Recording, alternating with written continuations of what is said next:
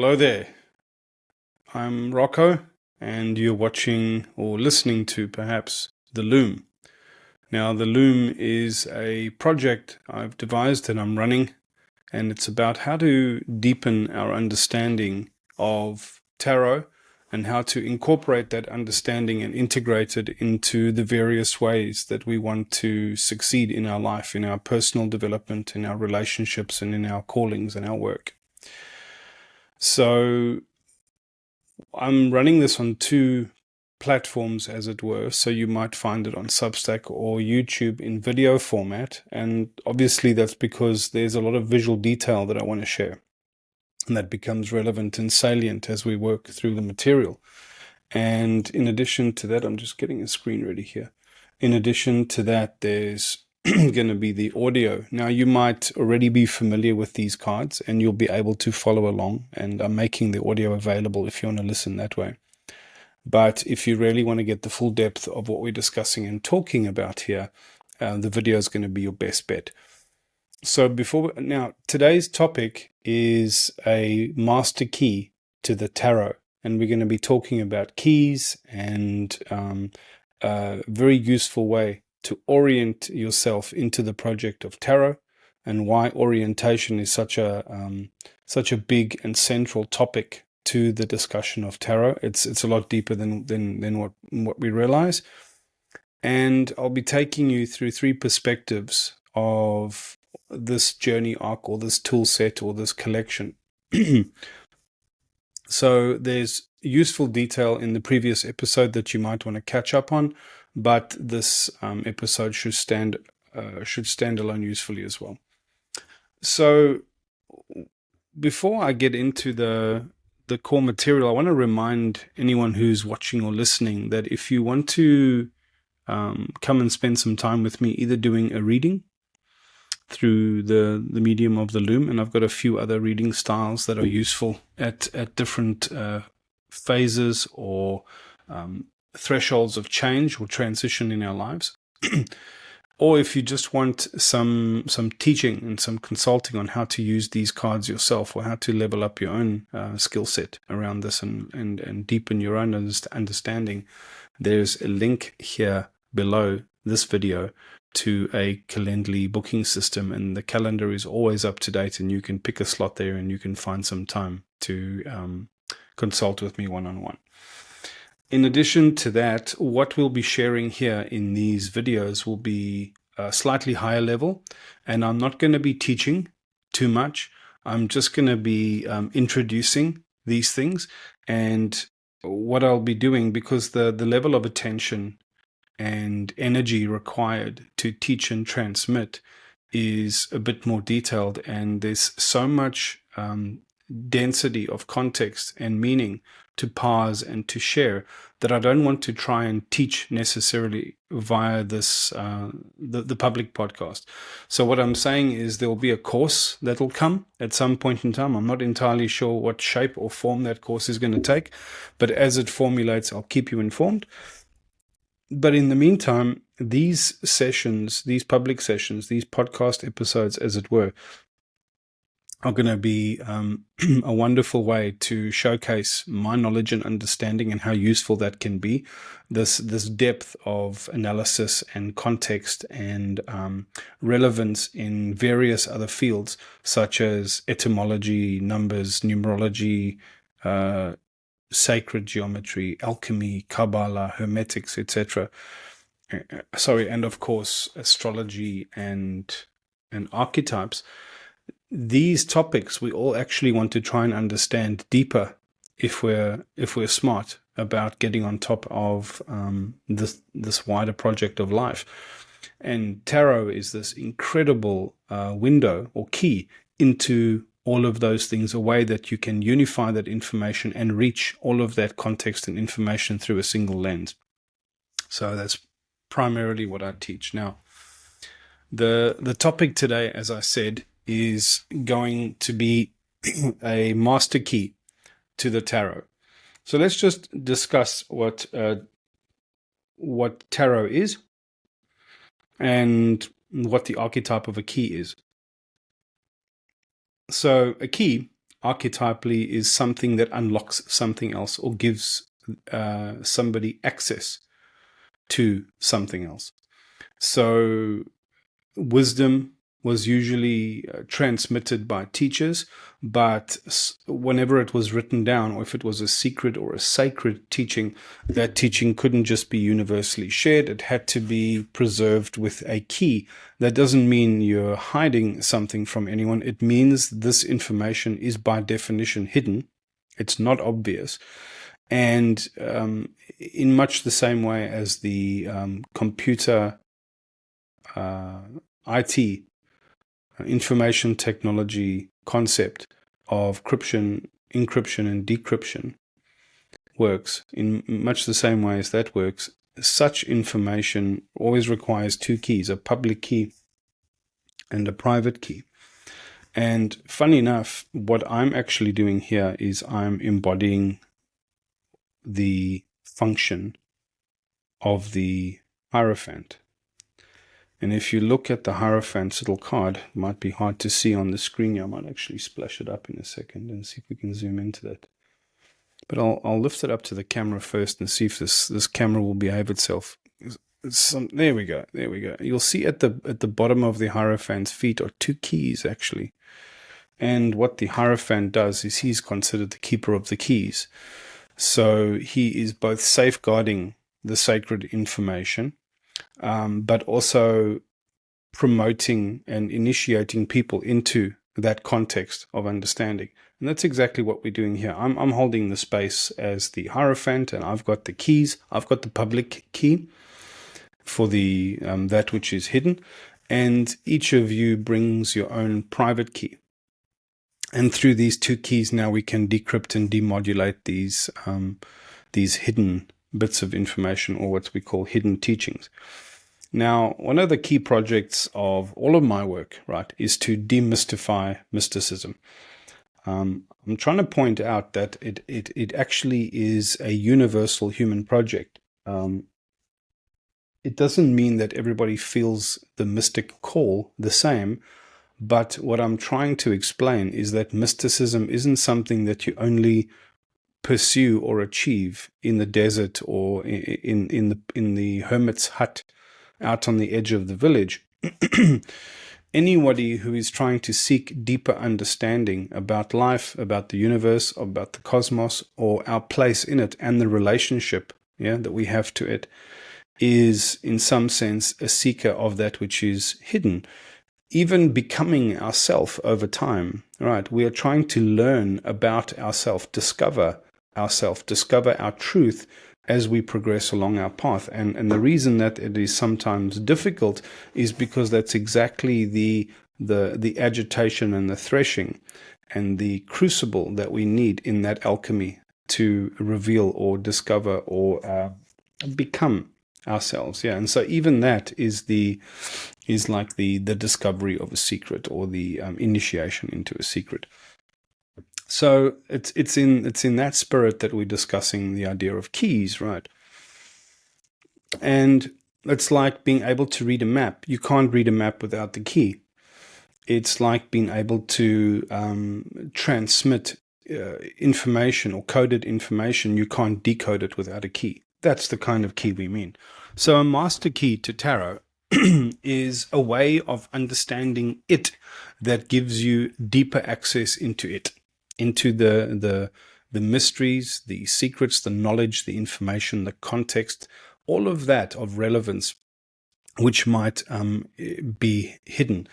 Now, how is it hidden? It's hidden behind the veil of literalhood or literalcy.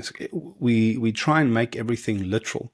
We are introduced into these concepts and into this language in a very literal sense. When somebody mentions key or hierophant or magician, our risk is that we take these subjects or these topics too literally. And of course, this is an affectation of our left brain thinking. So as you keep working with me and keep following this work, one of the facts of life you're going to have to appreciate and understand is that we actually have two separate selves inside each of us. and this is not speculative, this is something that neuroscience can and has proven. So there's a gentleman called Ian McGilchrist. He's written a book called The Master and His Emissary, and it's a 1,000-page book. It's way too hard to read for the average punter. But the short thesis in that book is that there are two discrete or distinct personalities, two minds by which we apprehend the world, engage with the world, assess problems, formulate solutions, and try and navigate the world to get our needs met. And one of these is our left brain, which is a very reductionist way of seeing the world. It sees the world in a very objective sense. It sees everything as a object and itself as the only subject. Our entire world caters to that. Our entire modern world caters to that. Yeah. All of our systems, interfaces are all reductionist. Yeah. Even the act of what Copernicus did, which was necessary for its time, was up until the Copernican shift, the view of the world was what the ancient Greeks had postulated, which was that the Earth was the center of the cosmos, and all the stars and the sphere of the cosmos moved around the Earth. Copernicus came and pointed out that the sun was the center of our solar system, and the Earth actually moved around the sun. Now, that was necessary for us to embark on a scientific journey of discovery, which we call the Age of Enlightenment. But something is also lost in that shift. It's when you take the human out away from the center of the experience, something of meaning slowly gets eroded and lost. And between when that Copernican shift happened and now, what we're seeing in the world is that loss of human context or human centricity, that loss of meaning. Yeah. So to bring this together and to discuss why this is relevant, the idea here is there's 22 cards in the Major Arcana, and there's 22 of these archetype cards. Yeah, and I discussed one of them already. If hopefully you're familiar with these things by now. And the point is, what does one do with these 22 cards? What do they exactly mean? Where does one begin? How does one use them? Now, the biggest trouble you're going to find is if you consult this little white booklet that came with the pack. Let me see if I can get the camera to behave itself slightly. It's infuriating. I'll figure it out. And let me explain that through explaining what happened with astrology. Now, there is a thing called Hellenistic astrology. Hellenistic astrology is this revisiting or refresh or reiteration or resurgence, reemergence of a version of astrology that was formulated and practiced in ancient Greece. Hellenistic because anything to do with ancient Greece is called the Hellenic period or Hellenistic. And up until it was rediscovered, so it was practiced in ancient Greece and it was documented and formulated. And then during Greece's decline and during the Dark Ages, it was lost. And as this information was rediscovered during the Renaissance period, a lot of that early lineage and context was lost, and like anything, it was just picked up and grabbed and iterated and played with, and a lot of like fan fiction and fan literature was applied to the sensibility of it, and we get what most of us would have been familiar with in astrology today, which is magazine astrology. It's this kind of puerile horoscopes, and nobody takes such things seriously, or I can't really have a serious conversation with someone that does take that sort of thing seriously. But Hellenistic astrology is a completely different kettle of fish.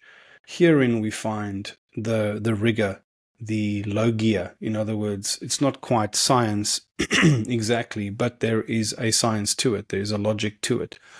And there is a deep well of context and meaning and knowledge attached to that that modality and that practice. Now, in the same way that astrology has this modern public image of a little bit of silliness and fortune telling that no one can take seriously, tarot also suffers from that, yeah. And our job here is to wash that taste of all that silliness out of our mouth whilst diving deeply into this project and trying to really understand what is being meant and what is possible through the relationship with these cards, what kind of knowledge they can unpack and share with us, yeah, and how we can apply that to our lives. So the first thing one has to do is get rid of this little book, right? The second thing one has to do is orient yourself to the project of tarot. You know, the one of the lovely ways I like to explain this is you can imagine each of those tarot cards as a stone in your own Stonehenge, right? So if you imagine yourself at the middle of Stonehenge, in the center of those stone circles, first of all, there's more than one stone circle, yeah? And secondly, it's made up of these vertical, these upright stones on which other stones are placed as like crossbars. And if you can think of each of these upright stones as like archetypes or archetypal principles or key concepts, yeah, and then this allows other concepts to bridge them and rest across them. Now, if I had to take you without the benefit or the harm, let's say, of a modern education, yeah, and I had to put you in the center of Stonehenge and I had to say to you, which way do you face? Yeah? Which way do you face? Now, you don't have a compass and it's maybe at night and you're not an astrologer, an astronomer, so you don't know which star should be in which direction. You won't actually have a way to face that you can say, this is the right way to turn or the right way to face. Remember, we're standing on a globe, right? A surface that seems flat as we stand on it, but from a distance, it's a spherical object. And Stonehenge is plonked on top of that. And there is no prescriptive way that says this is top, this is bottom, this is left, this is right, right? We've got human ways that we've developed of orienting ourselves to that or determining which the cardinal points are, like north and south and east and west. But that device of Stonehenge, you could stand in the middle of it and you could look towards the setting sun or towards the rising sun or towards where a certain star was ascendant in the sky or where the moon was at that time of year. And the point is, for different ceremonial contexts, a different direction would have been cardinal or the direction you were facing. So it's not a universal orientation. I hope that makes sense to you, yeah? And in the same way that you could turn every which way, excuse me, if you were in a project with other people and trying to make sense of the same moment at the same time, you would at least have to find a common way in which all of you could face together. Yeah? Otherwise, they wouldn't be able to do those ceremonies in Stonehenge. So now we can imagine that each of those uprights and the concepts that rest across them are pointed at via these 22 cards in the Major Arcana. And now the first key, the first invitation to you becomes, how do I orient myself to this project that has no defined up or down? Now, there's ways of doing this, and let me look at the most simple way, right? Let's look at the most simple way. I'm going to share my screen here, if I can stop fudging around. This is always going to take me a few seconds. Okay, here we go. So what you're looking at here is a little logo of the Loom. Yeah. And sometimes when I write the Loom, I actually substitute these two O's here with this. Right? This is actually an older version of the logo. And here you can see the little 4-card spread that I do with the North Node, the South Node, the Voice of Logos, and the Voice of Mythos, and then the Emergent card in the middle. Yeah. But to shift your attention now to these two stylized O's, these two zeros of some sort. What you're looking at is these two O's in the Fool card here. Yeah. So the actual name of the Fool card has got two O's in it, and we're looking at that. And then we're also looking at the sun here to the Fool's back. We're looking at these little wheels of fortune that are emblazoned on his little tunic that are also zeros or O's. And of course, the actual cardinal number, or the number ascribed to the Fool's card, is 0. Yeah. And here we have that 0 here. Right? And on this side, the last card, so the Fool is the first card of the Major Arcana, and the World is the last card in the Major Arcana. And you'll see its designation is depicted by this circular wreath, this egg from which the world is born. Yeah. And the egg has got two nodes to it. It's got a north node and a south node. These things are two infinity symbols that bind this world together. Yeah. And even though it says that the number is 21, this is the 22nd card, because of course the 0 is the first card. Yeah. So this is the one journey arc being described by tarot. It is the, and this north node and south node is why there are gaps over here in the second O. So this is all kind of tied together. There is an arc here from the beginning of the journey, the 0, the pure potentiality, to the fulfillment or the culmination, and then onto the emergence. And this is the same kind of arc that we see between an acorn, which then becomes a tree, which then grows another acorn, right? And so there's a saying that you can contemplate. It's allegorical, it's symbolic, it's archetypal. The saying goes, from an acorn, you can get a tree, and from a tree, an entire forest. And what that is a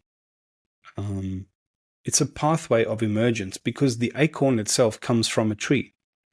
So the acorn comes from a tree, and the tree comes from an acorn. There is an endless cycle there. Now, if you're a evolutionary biologist, you'll be able to argue and say there was eventually some proto plant that preceded the oak, but we still understand that there is a chain of recursion happening and iteration happening between the acorn and the tree. But thence also from there you can get an entire forest. And that is what the pathway of emergence is describing here. And you need to orient yourself to that reality, that between the Fool and the World, it's not just the culmination of an arc, but this can also be a kind of fractal arc wherein a growth or an expansion or an emergence can be described. Yeah. So that's the one path or arc to orient oneself to when considering the tarot. Now, I'm going to move on to the second one. Actually, I'll come back to these three. The second one is the one we'll probably most relate to when we're discussing tarot or when we're working with tarot. If you look on the box of the tarot card, and again, if this isn't clear to you already, I recommend getting yourself the, let me break out of this quickly. Or actually right here, let me zoom in right here. Right here is the Magician card. So on the pack, when you're shopping, you will see this character, the Magician, right? And this is called the Rider-Waite Tarot deck, and the artist who's Pamela Coleman Smith. There's a little signature, a P, a C, and an S. And it's no mistake that the character on the box, in other words, the metaphor of something being advertised on the box, is the thing that we think we want to get or get at or become or achieve. I mean, that's why we bought the box, right? In a metaphoric sense. And what is the Magician? The Magician is this cat that's got these 4 tools of the Magician in front of him. And you'll see these tools, they are in fact the 4 suits that the rest of the tarot deck is made up of. It's the swords, the wands, the cups and the pentacles, yeah, and we'll talk about them in a future episode. But to have these tools in front of him implies that the magician is the archetype that has mastery or control. Mastery is a better word, over the mechanics of reality. Yeah. And the fact that his one arm is up and the other arm is down, and there's that figure 8 above his head, implies a relationship that he has, or where he stands in relation to these laws of correspondence, the laws of relativity, the laws of as above, so below. And above means divine law, or the ordering principles by which everything exists in the first place. And the below is that which is manifested. And there's a pathway between the two, again, like the acorn and the oak tree, and then the possibility of a forest. And what we need to recognize, what we need to orient ourselves to, is that higher truth that before the acorn and the tree could exist, and we could argue about which came first, the chicken or the egg, the acorn or the oak tree, there was a higher divine principle that allowed for such a relationship, such a miraculous, remarkable relationship, and how pure potential of an entire world, an entire forest, an entire tree can be encoded in something so small as an acorn. And that invites us into a deeper understanding again of the Fool. Yeah? Now, what I want to just describe here very quickly is we buy the pack, we begin our journey with tarot, we become intrigued because secretly or privately we actually all want to embody or attain that capability of the magician, the ability to change our reality via our conscious intention. That's the project, yeah? But the fact that the Fool is the first card is the invitation into reality. It is both the acorn of pure potential from which everything can emerge and grow, but it's also this way in which we think we want to become all of these great things, but we always have to start off as the Fool. And so the tarot, one master key is to orient yourself to the project of tarot and the project of your life and the symmetries between those two as being the Fool's journey, right? And then there is a discussion we can have and an exploration we can have of this human arc, from the Fool to the Magician, through the Hermit, through the Hanged Man, and eventually to the radiant heart of originality, which is the divine inner child, not to be confused with what the spiritual community is calling the inner child. Yeah, this is something more profound, more deeper, more eternal. So there is a journey arc actually being described here. So if you pick up all the cards, and I think I've got a page where I've got all of them splashed on. Right, so there's the 4 tools of the magician. And here's every card from 0, 1, 2, 3, all the way up to 21. So there's 22 cards in total. And this is the actual order of them, right? And you'll notice when we were discussing that journey arc, we spoke about the Fool, the Magician, and then we jumped. And we jumped to the Hermit, then we jumped to the Hangman, then we jumped to the Sun. Yeah? Now, why don't these other cards represent part of that journey arc? Well, I'm about to explain why.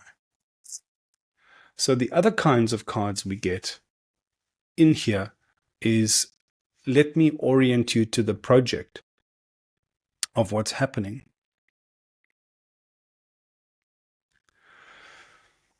So one thing tarot points us to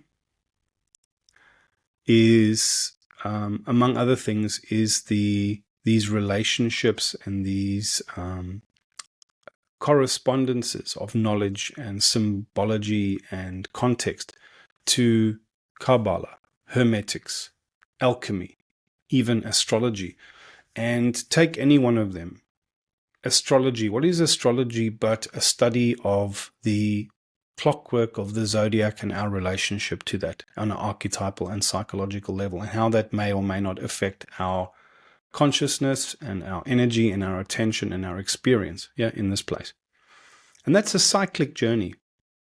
So the zodiac repeats itself. It's got 12 signs, and the sun and the stars move around in that orbital, in that cyclic track. Yeah? And just like our years come and go through spring, summer, autumn, and winter, or a day ends with night, or a conversation ends with a closure and a goodbye, everything that we do in life occurs in cycles. And even our journey from the womb to being a baby, to young childhood, to adolescence, through puberty, our first initiations into adulthood, and then our initiations into marriage, parenthood, careers, etc. All of these things have their own cyclic context, and they have key transition points, thresholds between here and there, and then again liminal spaces in between. And tarot is a map of those journeys and all of the considerations of making such a journey successfully. And to do that, we have to acknowledge our transitions, our disruptions as we transition between this cycle and the next, or if they're longer transitions, how we cross those thresholds and how we pass those thresholds, and what guides us across those thresholds, what challenges us at those thresholds, what points we encounter where we have to reflect back or confront something or endure sudden change. And there is a separate lens within tarot by which we can recognize these things, in which we are brought into clearer relationship with such things. So let me show you what I mean. So here, come on, there we go. How about that? So here I've listed a few of the cards that represent thresholds. So these first two on top, you'll see there's a sameness between them. They're both guardian figures in between two pillars, the pillars of the temple. And this is the feminine expression, and this is the masculine expression. Now, each of these have their own specific meanings, but these are the two different ways in which our arrival at these thresholds, our negotiation of these thresholds, our facilitation and promotion beyond them, our forms of initiation, and the knowledge transmission and the upgrades, the level ups, the boss fights that we need to encounter to move through such thresholds. Yeah? And you'll see the feminine one, the high priestess, has this veil that she's guarding with pomegranates on, and the two letters are Boaz and Yachin, which come from Judeo-Christian mythos. This is the two pillars of the Temple of Solomon. And she's got a little scroll of the law on her lap, but it's rolled up, it's coiled. So she's not waving the law at people, but she is facilitating that transition nevertheless. And this is the masculine principle that does something different, right? And this is not suggesting there is a job of a man or a job of a woman. Excuse me. It means there are both masculine, there's a duality. There's a duality, complementary duality of facilitation and guardianship and curatorship and initiation that we need to consider in our crossing of thresholds. And below here, I've got 4 different kinds of considerations or moments or transitions or confrontations. Yeah, death represents. No, one thing I want to make very clear: death, the devil, the tower, and judgment. These are always perceived as negative cards, right? That is a nonsense. Every single one of these cards has an exalted or a higher and a lower shadow expression. That's just the way the world works, right? In my role as Hierophant, and sometimes the way I embody the High Priestess in our time together, my job is to make it very clear to you that a tension of opposites always exists. Everything that exists in the world that is real casts a shadow. Everything that is unknown to us, that we are unaware of, that is invisible to us in some way, in our subconscious, or just in our own ignorance. We don't have knowledge of everything in the world, yeah? Let me stop sharing quickly. We don't have knowledge of everything in the world. Every single thing about that we can postulate in science or think about spiritually or metaphysically, it doesn't actually matter what it is. Psychologically, everything that we're not aware of that still has an effect on our lives, we can consider to be shadow or having some behavior or effect that originates in what we call the shadow. That's all that shadow means. And it also means that everything that we look at in tarot has two sides to it, right? And those cards, death, the devil, the tower, and judgment, are not inherently negative. They are not inherently negative. So if you let me help you orient to the grown-up reality of that, it's not inherently negative. Now, that said, let's get back to this little picture. So we spoke about these two guardians of the threshold and the facilitators, the ones that are responsible for promotion and initiation. And you need to think of those words non-literally.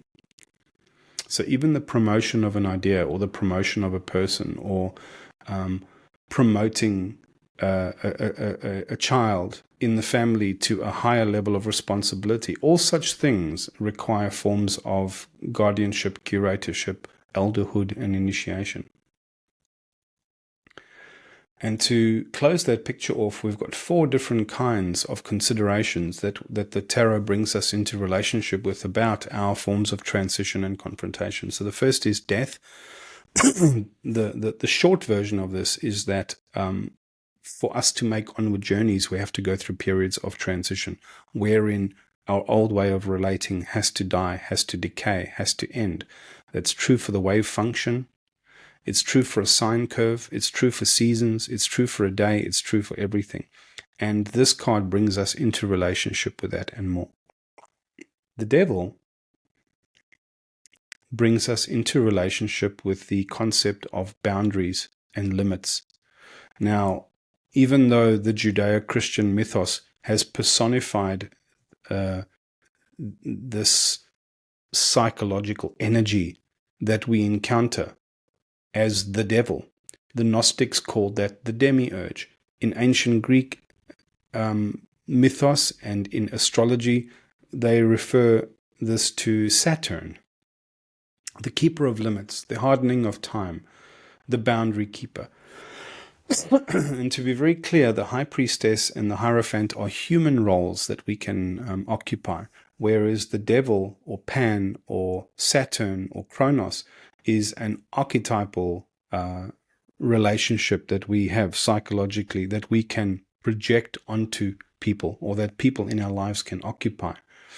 But it isn't literal, right? So the devil is about whenever we need to transcend to a higher level, like going from a child into an adult or going from a white belt into a blue belt, there is a level of testing, a challenge, a confrontation, a checking that there is a commensurate degree of understanding, of context, of paradigm, of narrative, of maturity before that higher level can be obtained. And if you think about what's happening in the world today at the moment, people are decidedly adolescent, right? And the reason for that is we have systems of permission and control that we were initiated into. So this is what makes us deferent to authority and respectful of rulers without understanding what leaders are.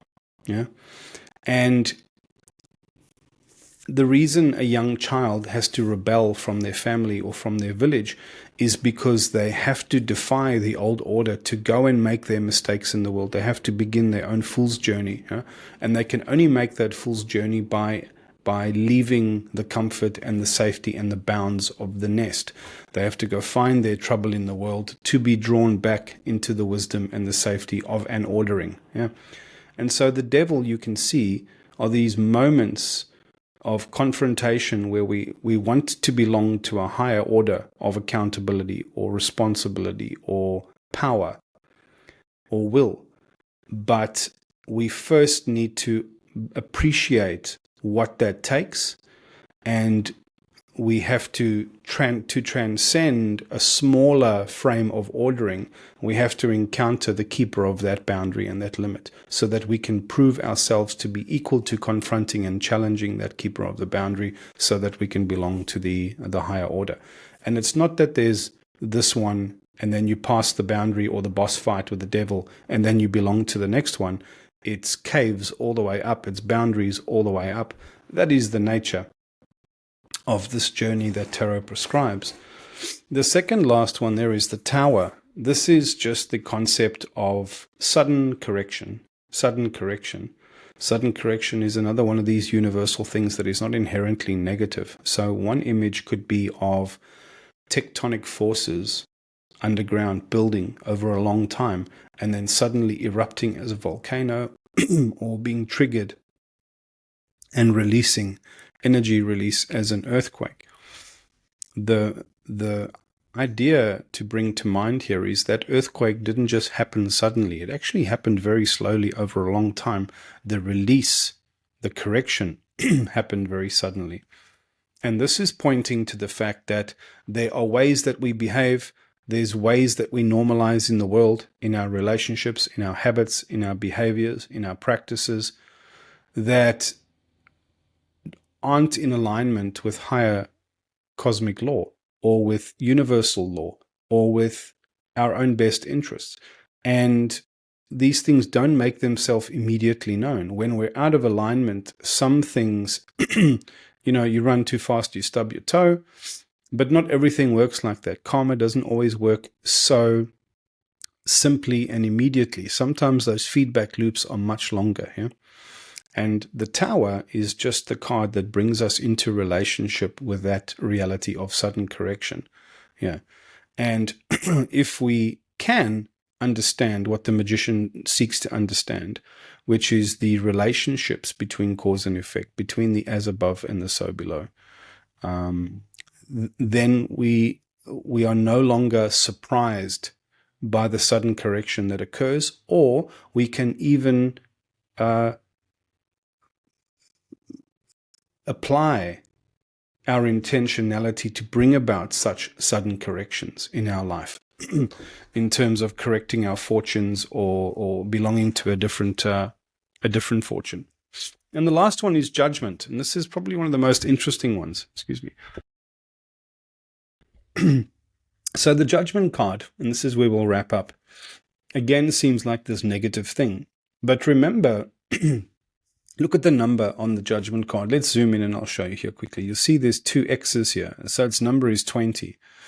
But the other thing that X represents, as we saw before, was these two nodes in the world. Yeah. Let's move this out the way. The south node and the north node. And these are the two signatures or marks that exist on the covenant that we sign, metaphorically speaking, with life.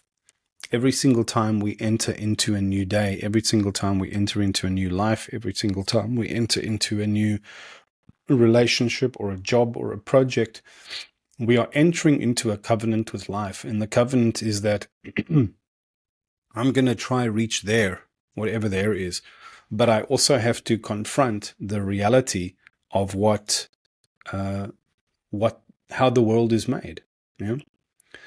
And when I pursue this, I'm always trying to allow for something new to emerge. So I'm trying to level up as a white belt in jiu-jitsu. I'm trying to become a blue belt. I'm working on my relationship so that we can get there. We're raising our daughter Maya so that she can. We're always working towards a so that. And we're doing that in covenant with life, in a contract with life. And part of that contract is us accepting these terms and conditions. And part of those terms and conditions of life is the reality of life, the logos of life, right? How things work. And that's why one of the things that tarot is trying to do is to bring us in relationship with this knowledge and understanding, and how to implement and integrate that into our understanding. So interestingly, we remember now, and I'll share my screen again as we close off, that the last card in the deck is the World, and it's about how emergence is the culmination of these packets of contract that we live every single day, every single year of our life. Even in some sense, every life is, according to this tradition, a cycle on a long arc of the evolution of the soul. And before we can reach that culmination point, before we can inhabit this future world that we've been working towards or building towards, we have to endure judgment. We have to endure pronouncement. We have to accept our doom or accept our fate. And that doesn't mean in a fatalistic woe is me kind of way. It means, how can you belong to the emergent world that is arriving if you can't accept the reality that is laid down now firmly, and the pronouncement of what it is that you've done and that you belong to? So, for example, I want to sit down and I want to become a chef, right? I want to get really excellent at cooking a certain kind of meal. If I can't sit down at the last meal that I cooked and deal with the fact that it's too salty, a little bit cold, I didn't have enough of this, I had too much of that, that's the pronouncement, that's the judgment, that's the doom, that's the reality that I need to face, I need to accept, so that, right, I can distill wisdom from that experience, so that I can accept the terms of life, so that I can enter into a new contract with the next cycle of life. I hope that makes sense. Okay, I'm going to stop sharing and we'll close out. So this has gone a little bit longer than I wanted it to go. And just a reminder of what we discussed here today. It was how to orient ourselves to the project of tarot, and how this can become a key to understanding this more deeply. And that was the fact that there are journey arcs that it describes, the fact that there is no single way of arranging these cards that's the right way. They can be arranged and collected and ordered in any way. And it's precisely our vantage point, our perspective, and our ability to derive context from that arrangement by which this can now become useful as we try and understand ourselves better, live better relationships, steer our projects of calling and becoming in our work, etc., in our lives. And the question here is about orientation. So much of all of this is how we orient to certain archetypal energies, how we orient and relate to certain archetypal influences, how we orient and relate to certain legs of our journey, certain necessities of a full journey, certain inevitabilities of a journey. Yeah. And that's fundamentally what we've been through here today. And it's a one of the keys, a master key, in fact, to the whole tarot is this question of orientation. Yeah? Because orientation, in an archetypal sense, is key to determination. What are we all trying to do? We're all trying to become something. Yeah, we're all trying to reach something. We're all trying to reach somewhere. We're all trying to actualize. Yeah, and all of that is the metaphor of a journey, of an outcome, a determination. Right? There is a fate. There is a reality. There is an end state. There is a telos that is being determined by how we step through every single moment, how we face these packets or these cycles, these contracts of life. And in order to make that determination, we need to navigate the moment, and we need to know how to orient to the moment. Yeah? And tarot is such a tool. It's a tool to help us steer our determination by refining our orientation to the projects and the journeys of our life, and refining our ability to read the signs and read the field, and read these maps of meaning that we encounter. And this is a perennial and universal map of meaning. So on that note, I hope this had a lot of meaning for you. That's where we're going to end off today. Again, I'm not trying to teach too much here. I'm trying to introduce you to these things. If this piques your interest, stay tuned. There'll be more. I'm going to start exploring some of the archetypes in more depth. I'm going to explore different sets inside the set. We'll look next time maybe at the 3 virtues. Or there's a dozen interesting things, hundreds of interesting things to look at and take note of that all deepen this inner conversation. Yeah. And at some point in time, I'll be kicking off some form of year 1 program, or a follow-along course, or a practice cohort. I'm not entirely sure what format that's going to take it. If you've got any suggestions, let me know. So either let me know in the comments section on YouTube or on Substack, or write me. And where's the best way to write me? I'll leave some link in the show notes here. And if you want to get a private sesh with me, so either a reading for yourself, or you want to use that session to deepen your understanding, or explore your archetypes, or step through some questions you've got, I will leave a Calendly link to my scheduling system here, my booking system. You can make an appointment with me. You can book some time, and you can come and sit with me in my private practice, and I can show you what I know, and I can help you know more about yourself and orient yourself better to your own journey. And that's all I've got for you this time. I'm going to try and release these things weekly. I'm still building momentum, and I'm building some of the infrastructure as to how this can all live in the world. So bear with me, and thanks for being part of the journey. And again, if there's anything that you want to know, if there's any questions that you have, the only way I'm going to know what those are, and I thrive on engagement, by the way.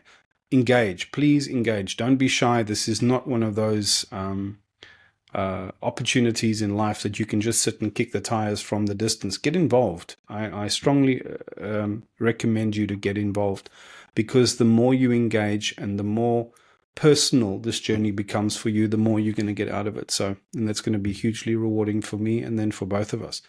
So that's all for today. I'll see you next time. Take care.